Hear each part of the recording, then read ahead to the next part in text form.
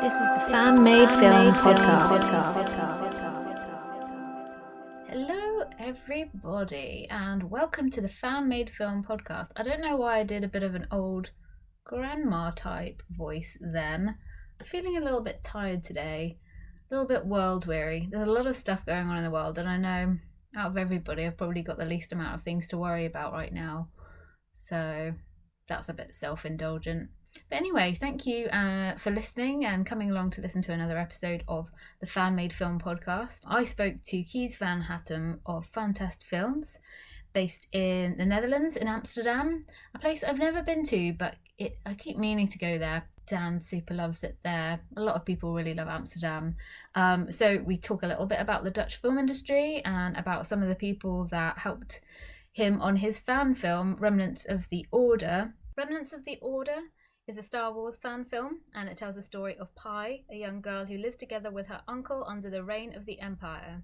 Her life consists of the daily struggle of scavenging and talking with her friend and Stormtrooper HV about her dreams of becoming a TIE fighter pilot. Me and Kees talk about the Dutch film industry a little bit and some of the people that helped him out on getting this film made, how he got this film made. We also discuss very briefly the diet of a stormtrooper. So if that's ever something that you've been curious about, then this episode is very much for you. Stay tuned until the end to find out what fan film we'll be talking about next week and the details of how you can find Kees and the rest of the team's work online. Thank you very much for coming on the podcast and talking about Remnants of the Order. Yeah, no problem. And Star Wars and all of that stuff. Tell us a little bit about how you got into filmmaking and what you're working on at the moment. Okay, sounds good. Okay, so my name is Kees Van Hattum. I'm a Dutch filmmaker and director. And the way I got into filmmaking was because, my dad rented The Empire Strikes Back on video, VHS tape back in the day. We just saw the whole movie and I was really impressed. But then at the end, there was this making of documentary. Oh, yeah. I'm not even sure how long it was, but I can really distinctly remember seeing the people of ILM working on these giant models. And I remember this one shot of one of the Star Destroyers and these guys just sitting around it. And I realized this is kind of like toys. Yeah. But I just saw them in the movie. I just saw them fly around and blow up and stuff. And that's when I realized that film was something you could actually make, you know? Fandom initiated. When I had that realization, I knew that's what I want to do. And I must have been 6, 7, maybe younger. I'm not exactly sure, but so my love for film and my love for Star Wars has basically been connected always. And so after that, I decided I wanted to be a filmmaker, and I didn't really make anything until I was around 16 years old. Oh, okay. Because we just didn't have a video camera, so I would just play around with my toys and make movies in my head, I guess. Yeah. And then eventually I went to university to study film theory and film analysis. Mm. And after I did all of that, I figured now it's the film theory is really interesting. You really get to understand how you need to think about film. Mm. But I really just wanted to make stuff, and that's when I just started doing it myself and asking friends to help me out. And that's kind of how I got where I am right now. Yeah. So right now I do a lot of commercial work. I edit for commercials, and I direct commercials sometimes as well. And then I do my own my own short films. Cool. Yeah. Cool. And currently I'm mostly just working on writing scripts. I have a bunch of ideas that need to get onto the paper, and hopefully those will be short films soon. Yeah, it's amazing how how many filmmakers that I've spoken to have been, writers, directors, editors, particularly, I guess, on their fan films, because I guess resources and budget and things are quite tight on those kind of more passion projects. So it's great if you can, edit and direct and all of those things at once. Yeah, you definitely need to be able to do all of it, because if you're making a fan film and you're making something that just doesn't have that big of a budget, you need to jump in anywhere where you can. And I actually had a lot of help. A lot of people got super interested when I told them I was doing a fan film, especially a Star Wars fan film. So that was really cool. Yeah. But still, there was a lot of stuff that I had to know what I wanted to do and how I wanted to do it. Even if I had help, I had to be able to do it myself as well. Yeah. Yeah. I went to school. I went to university here, and I did film studies as well. And that was very film theory heavy as well. Yeah. And I think at the time I was slightly frustrated by that, because I was like, I just want to learn how to, make the films. I want to learn exactly. do the things. But I think at that age I was like thinking that, maybe, that didn't, the kind of theory behind stuff didn't matter as much, but in a way it kind of matters more, because that's where you know the why of what you need to do when you get to do it practically and that kind of thing. Yeah, exactly. No, it's the film theory. Sometimes when I tell people I study film theory, they think I study filmmaking on a theoretical level. Yeah. And they're always like, yeah, but it's nothing like actually making it. And I'm like, no, well, actually, you really need both. You really need to understand film theory. Yeah. To make something interesting. Yeah. And every good director has studied film theory, but probably not in school, probably in a movie theater. Yeah. But they all really know how to think about it, Yeah, exactly. Yeah, I guess that's a lot of what film theory is. There's reading and there's research and there's writing dissertations and papers and stuff. We actually had an exam at university. I'm not sure how legit this is, but we had an exam at university that was on Terminator 2. Just the whole. Oh yeah. Sure, yeah. I aced it, but I was like, how legit is this? Is my degree gonna mean something? Yeah. Well, we discussed Terminator 2 as well, and then later on, I told because I had to watch it for the course. I told my dad hey, let's watch Terminator 2, and he was really reluctant. He's like, I don't want to watch an Arnold Schwarzenegger movie. And then we sat down and watched it, and it's a really, really good movie. It is really good. Yeah. It's emotional as well. Yeah, I love both of them. Not sure the others, but the first two are awesome. Definitely, yeah. So you mentioned that your love of Star Wars has kind of come hand in hand with your love of filmmaking after watching the kind of behind the scenes stuff for Empire Strikes Back. Yeah. Have you kind of grown up being a fan of Star Wars, being surrounded by other fans of Star Wars? Is that something that's been your experience, or are you like me, known as the one Star Wars fan in our friendship group? Well, Star Wars was definitely more important for me than for most of the other people around me. My parents definitely didn't really care. I know my mom was more into Star Trek, which I didn't understand when I was a kid. It was too high concept, I guess. Oh yeah.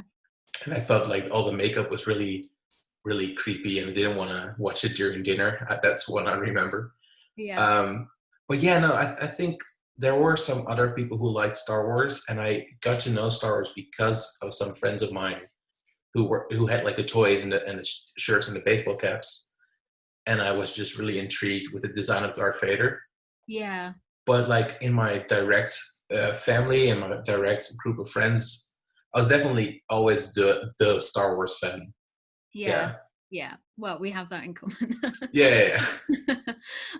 So in terms of directing, particularly with what we were talking about around having a lot of experience and being really hands-on with things like editing, production design, all of those things as well, do you think it's really important for a director to have a good understanding of all of those elements of filmmaking as well? I mean, it definitely helps, you know. I right now I'm teaching as a guest lecturer, teaching kids how to make commercials. Oh. And like these kids, they don't want to make the commercial. They don't want to be the guy who tells people to go make a commercial. But I always tell them, like, you need to know how to do cinematography. You need to know how to do editing, because only if you know the lingo, and only if you've like felt the way it is to make a good cut, only then can you like give the right feedback or the right directions. So definitely it's important, and you're never gonna understand everything, and at a certain point you're gonna have to take a step back and accept that there are people who know a lot more than you in certain aspects of the filmmaking. For instance, like wardrobe and makeup and hair, that's never been like my thing. So I'll let those departments tell me like what is and isn't possible. But like the more like direct filmmaking stuff points, yeah, definitely at least try it once before you tell people how to do it. You know, I Yeah, guess. I think it helps if you have at least a basic or intermediate experience of those other areas as a Yeah, director. It helps kind of get their buy-in, like different departments buy into you as a director and that kind of yeah, thing. Yeah. yeah, exactly. And like in the end, they need to trust you as a director. And if you're the kind of director who just doesn't know how like to set up a good shot or make a good like composition, Mm. and you're just deferring it to your cinematographer all the time, then after a certain point, like they're not even gonna look at you anymore with those kind of questions, and that's not what you want. You know, Yeah. you don't want to be the one, because you're the only one who at least in my case, I also write my own scripts, so I'm literally the only one who has like quote unquote seen the movie already. Yeah. Yeah. Yeah, and if I am trying to describe somebody a movie, the movie that I want to make, and I can't tell them the way it should look, well, there's a problem there, and then you're going to lose some trust with the people on your set, I think. Yeah, and I find, I mean, I guess everyone has their own different style of directing, and Hmm. a different approach to it, and different kind of ideas about what they want to be as a director, like their style. Yeah, You know, a lot of directors don't, you know, write and then direct their own pieces. But I can't imagine not wanting to write what I would then want to direct. I can imagine those two roles being so like separate, really. yeah, Because like you said, you see the movie in your head before, you know, you get to direct it or make it. yeah. No, I'm the same way. I kind of like I have all these stories that I want to tell, and I need to just write it myself, because I cannot tell somebody else to write it, because basically I need to put all the work in to get it the way I want, so I might as well write it down myself. Mm, Just explaining that to somebody, that would be just a waste of time, I guess. yeah, And yeah. then somebody else's script, well, I kind of don't feel the same connection to that work, and I feel like it's their story. I want them to tell it. But then again, I know a lot of directors who love to direct somebody else's script. Yeah, writing does, out of everything, frustrate me the most. I don't think it Yeah, comes naturally to me as it does to other people, which is frustrating. So I quite like the idea of someone going, "Here's a story, bring it to life." It's like yeah, my exactly. Yeah, over. yeah. I've thought about doing that as well, but and writing is really like it's super difficult, and even a lot of like world famous screenwriters, they don't actually like the act of writing, Yeah. but like having written, that's what it's all about. Mm.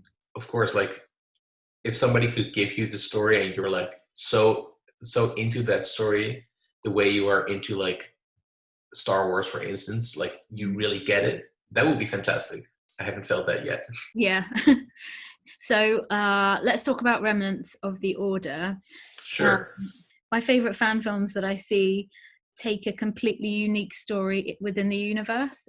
They don't necessarily have to connect up all of these kind of dots between the established kind of official Star Wars films. I love these snippets of lives going on in the galaxy. So that was one of the things that I super loved about Remnants of the Order. But it also felt to me kind of like a homage to the beginning of Luke Skywalker's story, because he's kind of living somewhere and dreaming of bigger things in the galaxy. Although that's kind of where it gets a bit different, because for Pi, she's dreaming of different things in the galaxy, but she seems to be dreaming of being friends with stormtroopers and flying X-Wings as an Imperial, which is a really exciting narrative twist. And it's not something that I haven't seen anything like that in terms of even in mainstream Star Wars storytelling. I saw lots of comments on the YouTube video of people really liking the approach to stormtroopers being a bit personable and kind of bringing their personalities a little, although they're kind of, spoiler alert, they turn out bad in the end anyway. How was your approach to writing that story? Were those some of the things that you were thinking about? Yeah, definitely. I remember when we sat down and decided, we being me and one of my best friends who produced the movie, Ruben, when we sat down, I already kind of had an idea for part of the story, but there were two things that I thought were very important, and one of them was the story needed to fit into the established canon, and especially into the movies, because I haven't read everything. I haven't seen every episode of the Clone Wars, I'm sorry to say, but I did want it to fit at least into the movies canonically. So that meant I don't want to have Luke Skywalker or show up and do whatever. And I wanted it to be different from other fan films, because a lot of fan films I've seen are very action focused, and a lot of the fan films are basically an action scene and a showcase for a team of stuntmen. You see those sometimes, and that's really cool. That's just not where my strength lies. So I decided, okay, let's not go that direction. And I really want to tell a story that is emotional and gives us a new direction, a new way to look at it.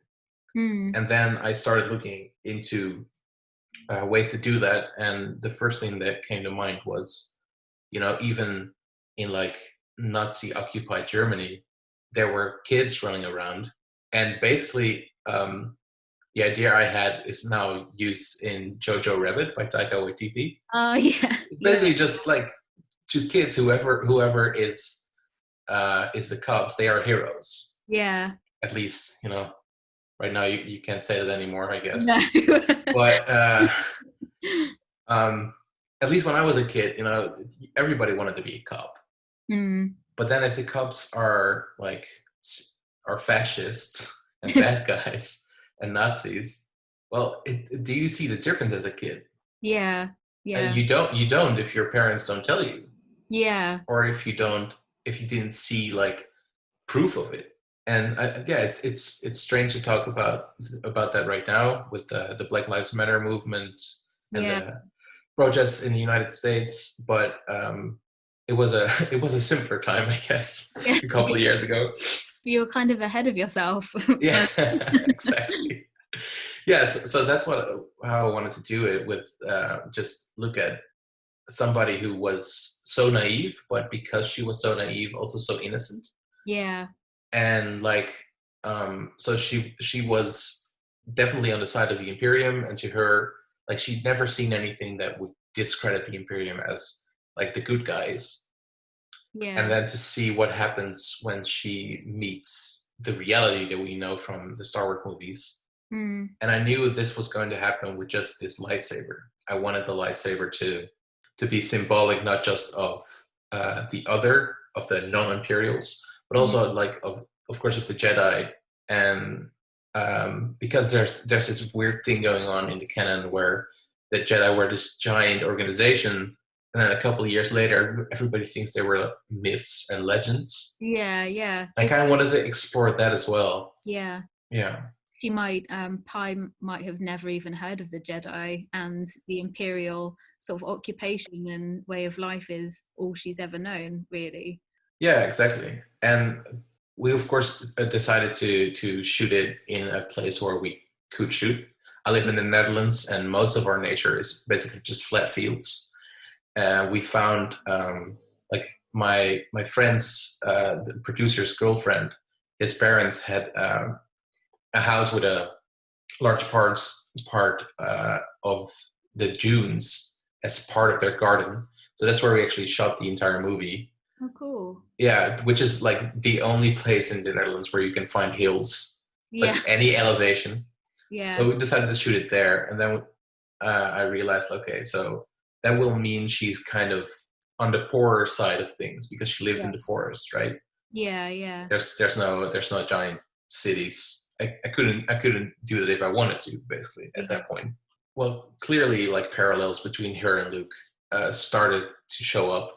And then also parallels between her and Rey from the Force Awakens, of course. Yeah. At that time, only Force Awakens had been out when we started writing. Yeah. Yeah. So those parallels were pretty clear, and I decided, okay, let's do that. But then the way we are different is the way she looks at the Imperium and the way that she is all in and all for it. Yeah, you can see her kind of that last confrontation between her and HV, the captain stormtrooper. Yeah. You can see her kind of whole world and everything she has known crumbling in front of her as she kind of realizes, and she saves her life by using the lightsaber. Gosh, I really hope people have watched this before they listen to the podcast. Let's tell them to, yeah. Yeah. She was great actress. Julie Janssen, yeah. Janssen, yeah, absolutely. Yeah, really, really great. She was very optimistic and innocent and naive and all of those things without it being kind of too much. Yeah. She pitched it perfectly because you really do, like I said, feel that total crumbling of everything she's known, and you're kind of left with oh right, now she's gone off into this world with this brand new realization, and her whole everything she's ever known has been kind of wrong, and she's been protected from it. And there's a great line in there as well. There was loads of people on YouTube who commented on it, which is you think the world is simple because I made it simple for you. Such a good line. How did you come up with that? Thank you. Where did that come from?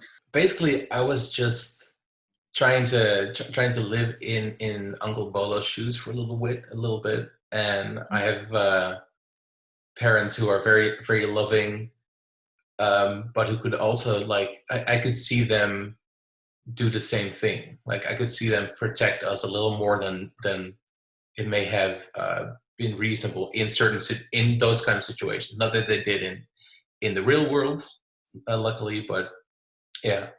So yeah, it's kind of just like the write what you know, what they always say. Yeah. Which, if listeners don't know, like, write what you know is what they say when you're writing a screenplay to keep it kind of grounded in reality, and which basically just means like write the emotions at that point that are real to you. And this is what just it came to me as so real. Like, he is so disappointed in himself, but he meant well all this time. Yeah. It's amazing how powerful storytelling can come from good intentions that just were kind of never helpful or never going to be helpful. And I guess that comes back to what you were saying about being a parent. It all comes from wanting to protect something that you love most in the world. But then I guess there's a line at which that becomes maybe more harmful than it is helpful. Yeah, definitely.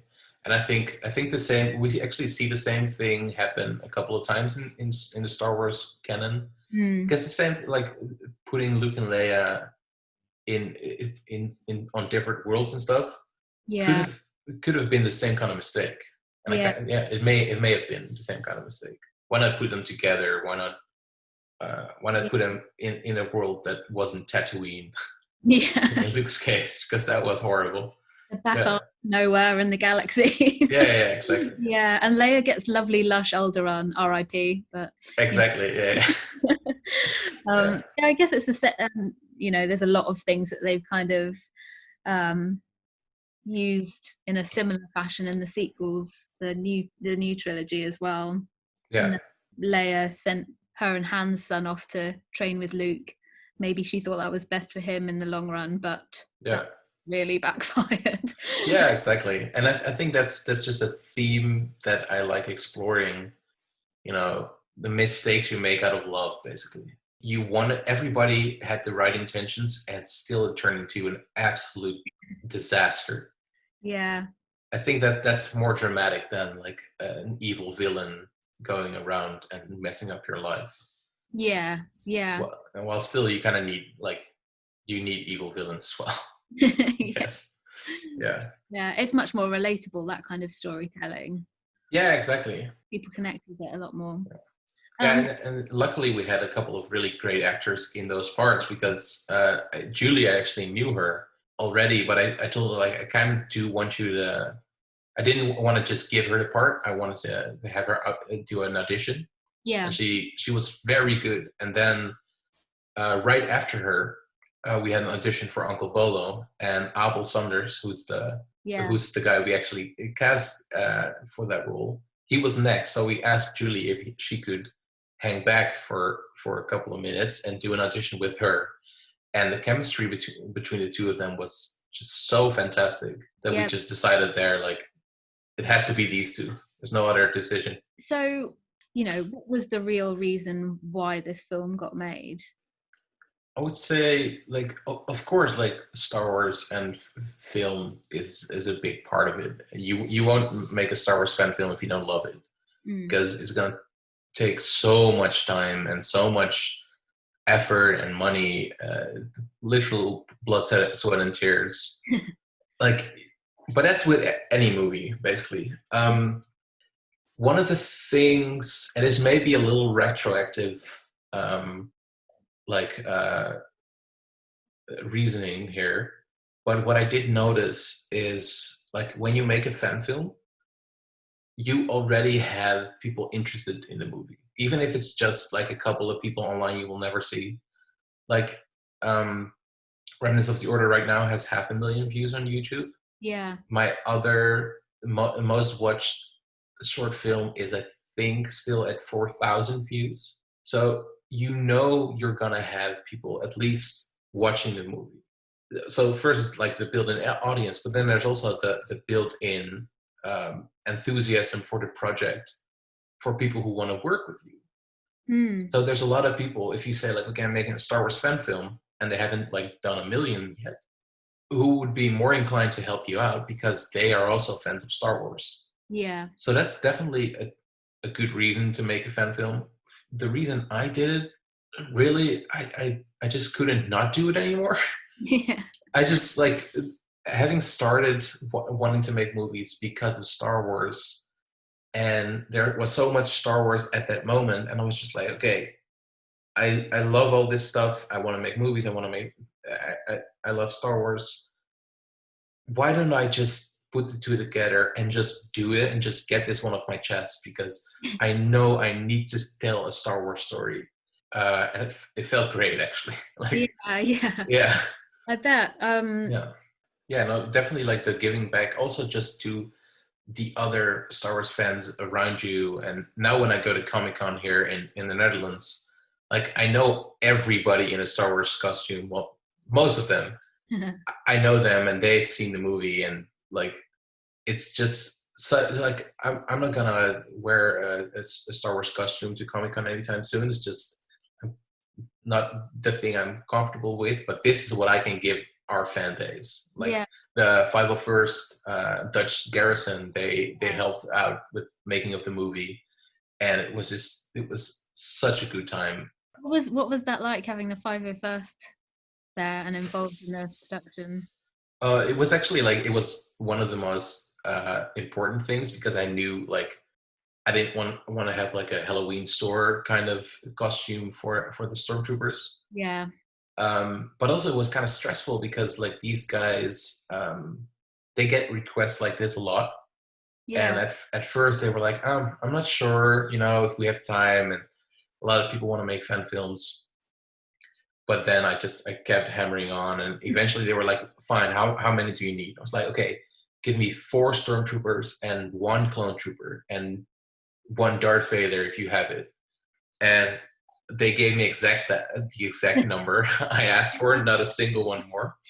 I love that shopping list. Yeah. I'll take 1 clone trooper, 4 stormtroopers, and if you've got them in stock, a Darth. yeah, exactly. That's exactly how it went. And they were like, okay, we'll ask people of the Dutch Garrison if they would be interested. And so a couple of days later, I got an email like, okay, green light, basically. And that's when I knew, like, oh, now I actually have to go and make this film. Yeah. Because if they would have said no, I would never have done it. But then when they got to set, like, we were pretty nervous because, like, these were the only people that we only knew their first names. We didn't know what kind of people they were, if they were nice, if their costumes looked at all the way we wanted it to look. And then they came in, and it was just a group of the nicest guys and girls. Some of them are, like, most of them are actually still friends. Like, we still keep in touch. And when I see them at Comic-Con, it's always like we talk for like a half an hour, just hanging out. And like they're so passionate that they were even like, some of them damaged their costumes, which I was like really shocked by. And they were like, well, no, it's fine. I got to be in the movie. And now they still say like, it's as if I was in the real Star Wars movie. And stuff like that, like that just warms my heart, of course. Yeah. Like, getting everybody in costume for the first time was really cool. Also, because some of the people that were helping out, I was just able to get to set through some of my contacts and people I'd worked with on set before. And so some of the people didn't even know like that we were making a Star Wars movie. Some people hadn't really seen Star Wars at all, which I was surprised by, and still willing to help out, which was really cool. But yeah, no, it's having everybody in costume, and like all the costumes that we had designed ourselves were finished like literally the night before. And so seeing everybody there and in costume, in makeup, and on set, and all of a sudden I was like, yeah, this could actually work. Yeah. We could actually pull this off. So that was a really interesting moment. And then it just started raining like crazy. Oh no. So sometimes I joke like, this is the driest movie ever filmed in the rain, because like it would rain like we filmed for 2 weekends and it would just rain the entire weekend. It doesn't look rainy at all. No, like sometimes we were able to wait out the rain, because in the Netherlands, I think it's the same in England, but we get like rain for 5 minutes and then it's clear and then rain again. And it's usually like short bursts, and sometimes you're unlucky and it's just a whole day. Yeah. But in this case, we could wait it out, and some of the scenes were literally just filmed like under like a tent, and we just had to crop out the tent basically. I noticed you did some crowdfunding. Yeah. CineCrowd. Yeah. That began slightly after production. Why was that? CineCrowd is a controlled platform basically, so you can't just click a button and it goes up. If you send it in, and then they look at your request, and they talk with you about like if they think it's viable, how much money they think you could get, and they only do a couple at a time. Right. So we actually had to wait for their approval. Yeah. So we didn't know if we were actually gonna get a crowdfunding campaign at all. So we just kind of decided to just go ahead and start and just sink our own money into it, basically. Yeah. As far as sponsors went, we had a lot of camera rental companies sponsored us by just lending us cameras, and we had the guys who did the lights.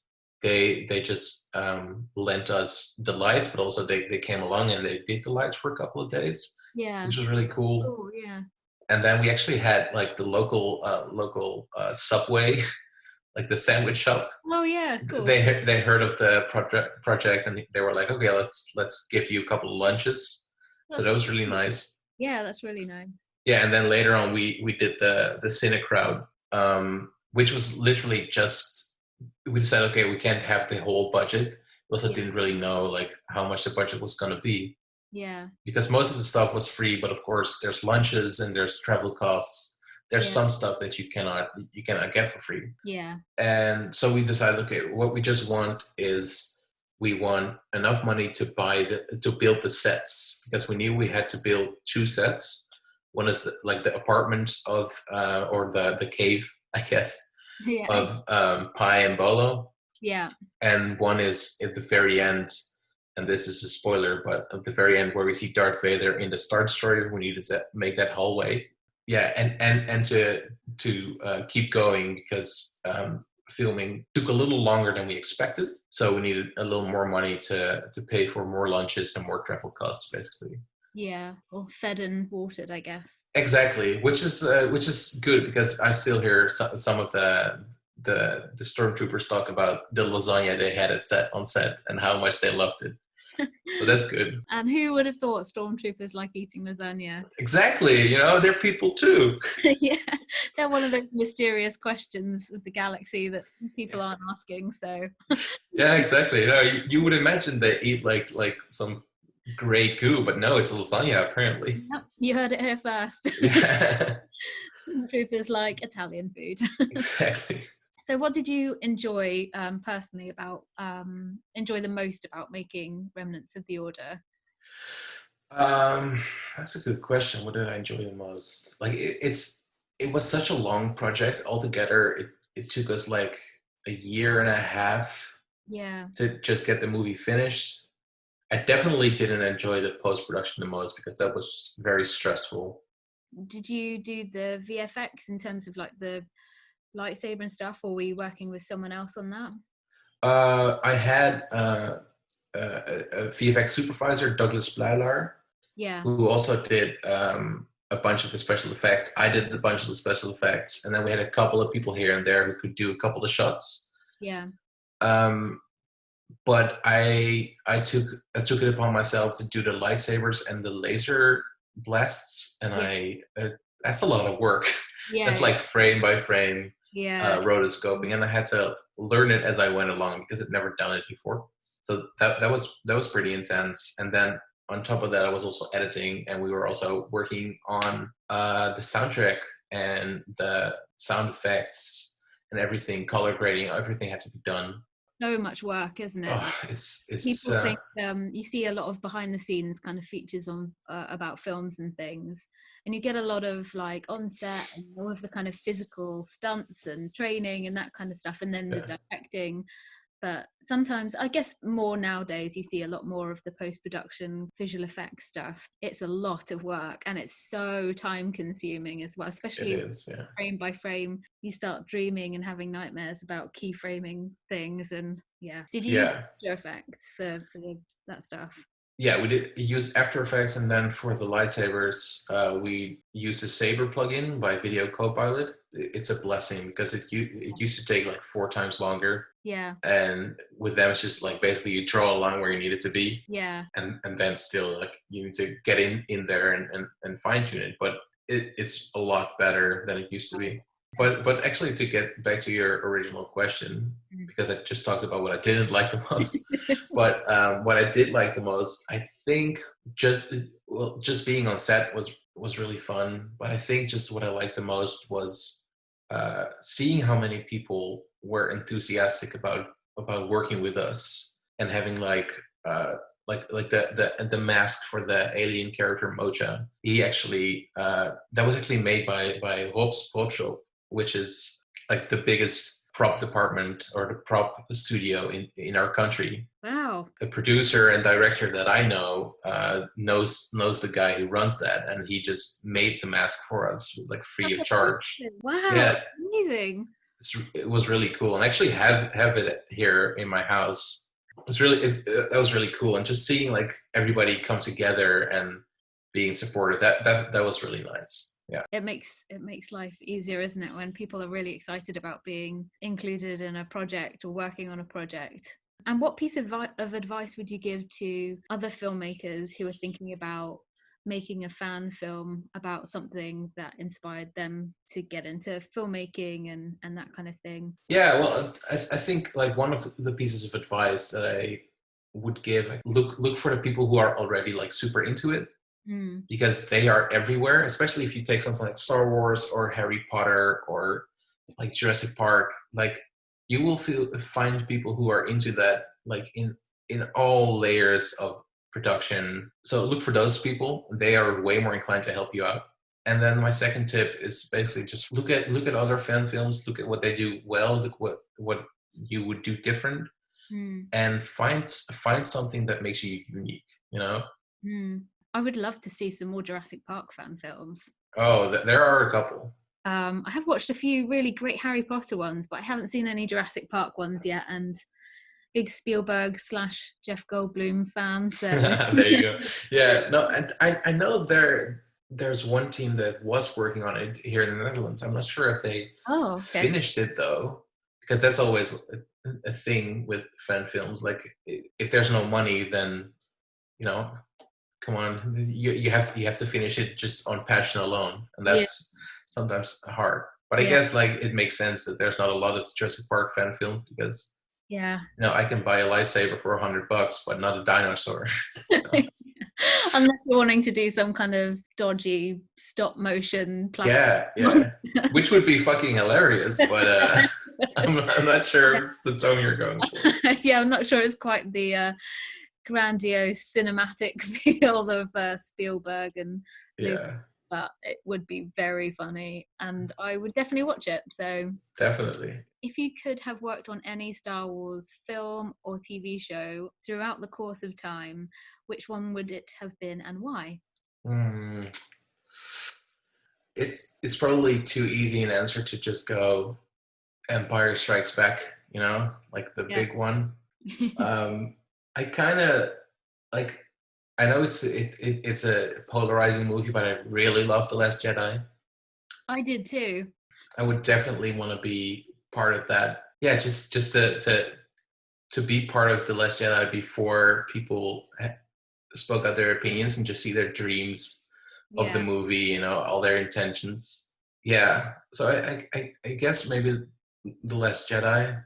But honestly, if I'm honest, it's just The Empire Strikes Back. I Yeah. just want to be Yeah, there. that's like the original source for you. So yeah. Yeah, definitely. Yeah, it's interesting because people will either choose one that they like love and being back in that original trilogy era, knowing what you know now as a filmmaker and working on it would be incredible. But then there are other people who answer that question saying, I would like to work on Rise of Skywalker and sort that out. Oh yeah, that's a sore one as well. Yeah, no.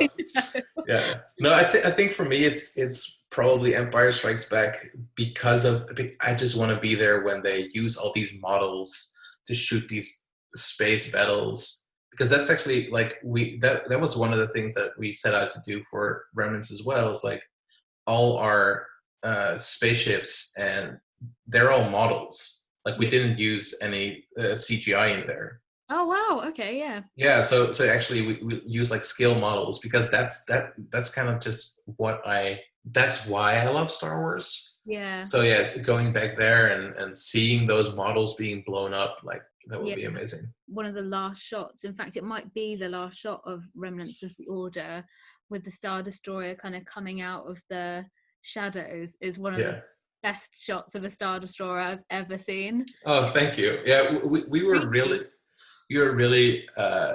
we really loved it, and we kept like because I had this vision of it happening, and then I was like, okay, this is going to be really cool, and we made it with this giant Star Destroyer model, and we looked at it on the screen, and we were all like, we just made like a really cool original shot. And then I went back and watched Rogue One, and then I saw that I just straight ripped it from that movie because the exact same shot is in that movie. So that's where I got it from, apparently. Did Rogue One come first? Yeah, it did. Yeah. It was me and my friends going to see Rogue One that actually sparked our conversation about making this movie. Yeah. So yeah, it definitely did come first. Yeah, damn. Yeah, Still looks really, really, really fucking cool. So it's amazing. It's a really good shot. thanks. Yeah. Who did the voice for Darth Vader, by the way? It must be quite scary to be like, right, we're gonna have Darth Vader in this one, and his voice is so iconic. Okay, yeah, he's a voice actor from the United States called Christopher Escalante, Oh, cool. and Nice. he does a lot of anime stuff. Our composer is also from the United States, and he just found us on Facebook Yeah. and just sent us like a message like, "Hey, I saw you were working on this thing, and I saw the trailer, and it looks really good." And right when he emailed me, we were having trouble with our original composer because we had a different guy, and just we didn't really connect on the issue of the music. And then the new composer, Brooke Monroe, he emailed us, and I listened to his music, and we just connected instantly. Yeah. And that's actually one of the things that I'm most proud of in the movie is just the soundtrack. And then we were looking for a voice of Darth Vader, and he was like, "Oh, I have a buddy here that also does some composing and voice acting," and he sent us this clip. I was like, "Oh, that's actually really good. Yeah. It's really." Yeah, but originally we actually asked David Prowse if he could do it, and he respectfully declined. Respectfully declined. Yeah, Oh, David. yeah. What's next for you? What are you going to be working on next? Are there any Remnants of the Order sequels in your brain mulling over? So we've talked about a Remnants of the Order sequel, and I've gotten the question a lot from fans and also from people who worked on it. I talked to the main actors about it, and we do have an idea. We have a plan. The script is very ambitious, very different from any of the other fan films I've seen. So if we can pull it off, this is going to be really cool. But it will take a long time, and I'm right now like just every day I'm like switching between I definitely don't want to do another one because it takes so much time, and I definitely want to tell this story because it's so cool. Yeah. So we'll see. It's definitely not going to be out anytime soon. If we do one, it will be a big one. That sounds extremely exciting. So we'll have to keep in touch so you can let me know. And then Definitely, I will. When you start working on it, maybe we can have a catch up again and see how all of that is going. And sounds good. How can people find you? Do you have website, YouTube, social channels, that kind of thing? Yeah, I do. I have a website called Fantast Films.